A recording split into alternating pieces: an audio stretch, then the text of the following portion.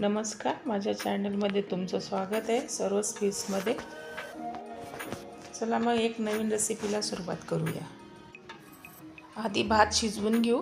त्यासाठी पाणी ठेवलेले गरम होण्यासाठी आता मीठ घालून त्याच्यामध्ये तांदूळ टाकून घेऊ.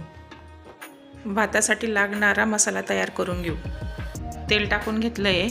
1 चमचा हरभऱ्याची डाळ, 1 चमचा उडदाची डाळ, 4 ते 5 मिरे घातलेले आहे.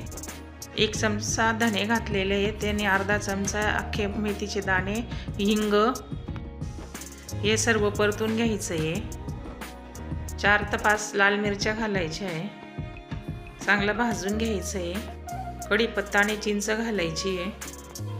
चांगलं परतून घ्यायचं आहे. परत तीळ घातलेली आहे.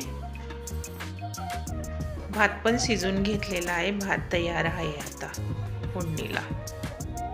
अशा पद्धतीने पाणी काढून घ्यायचं आहे आणि गार होऊ द्यायचं आहे.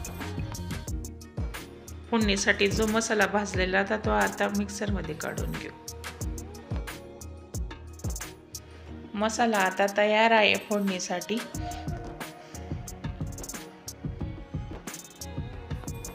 अशा पद्धतीने बारीक करून घेतलेला आहे मसाला.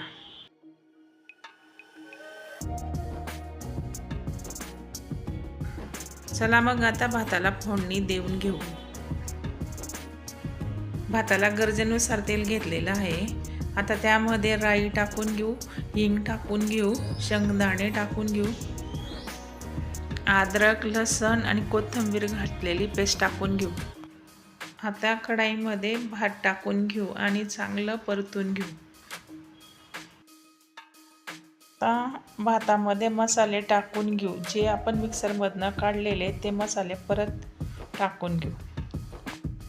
मसाला टाकल्यानंतर ते परत परतून घ्यायचं आहे.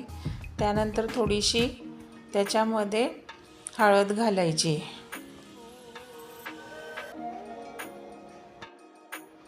परत भात पूर्ण पलटून घ्यायचा आहे. अशा पद्धतीने पलटून घ्यायचं आहे भाताला. भात पलटून झालेला आहे. आता त्याच्यामध्ये मीठ टाकून घेऊया. थोड्या वेळ भाताला आता वाफेवर ठेवू. आपण झाकण ठेवून घेऊ. भात तयार झालेला आहे. आता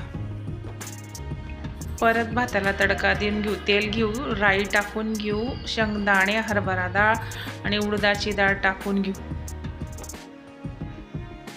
हिंग पण टाकून घेऊ. 1 मिरची घेऊ लाल, ती पण टाकून घेऊ.